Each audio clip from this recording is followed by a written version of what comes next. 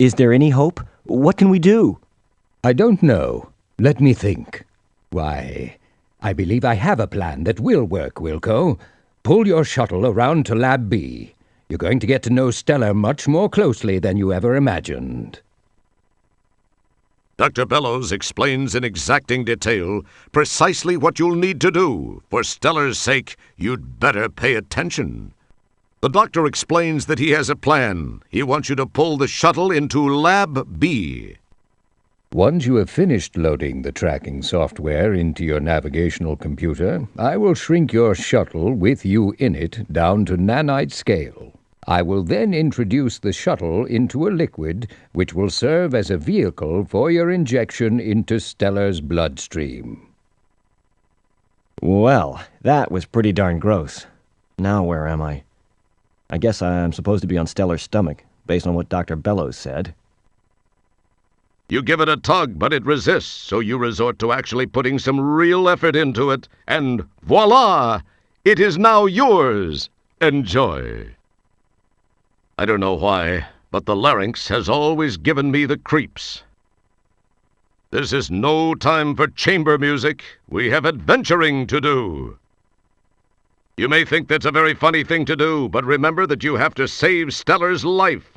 You aren't here to play touch and giggle with her innards. Cool. The acid rose to dissolve that twinkoid and took out the nanites at the same time. They're down the digestive tract partially or wholly dissolved by now. I've got to admit, it's interesting the way you managed to accomplish some things.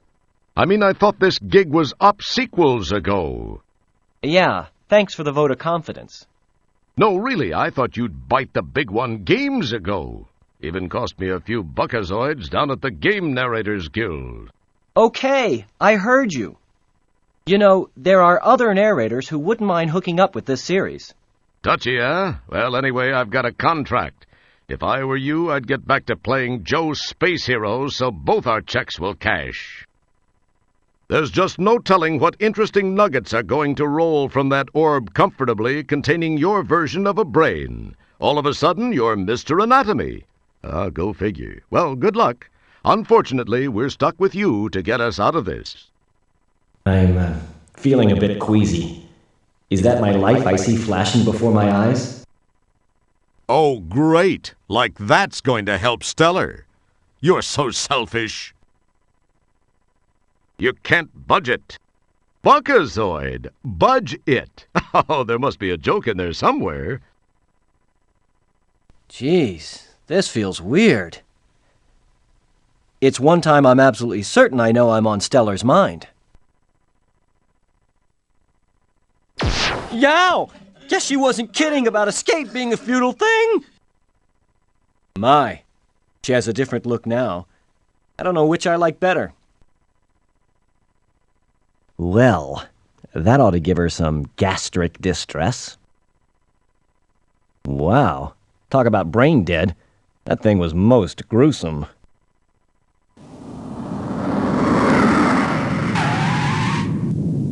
You've arrived at the nose.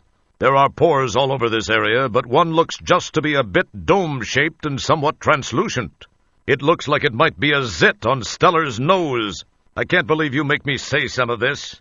I'm a professional, darn it. Squeezing Stellar's pimple, Dr. Bellows forcibly extracts you.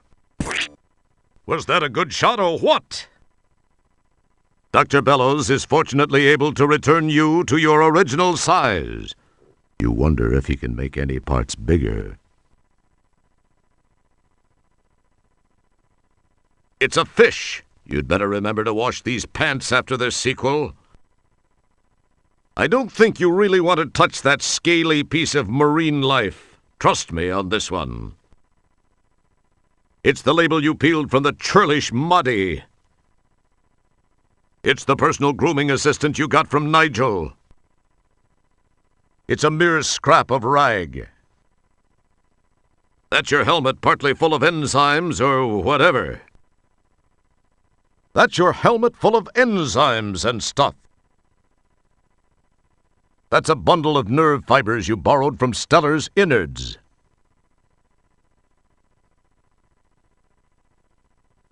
It's an electromagnet you quite cleverly constructed from the nerve fiber bundles and paperclip.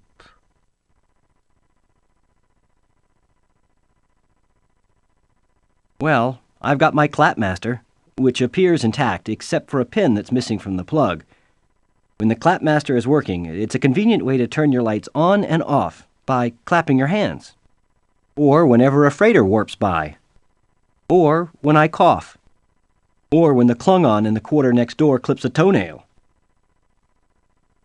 With all the naive charm of a person who's never figured out the relationship between electricity and flesh, you grab for the clapmaster's wayward prong.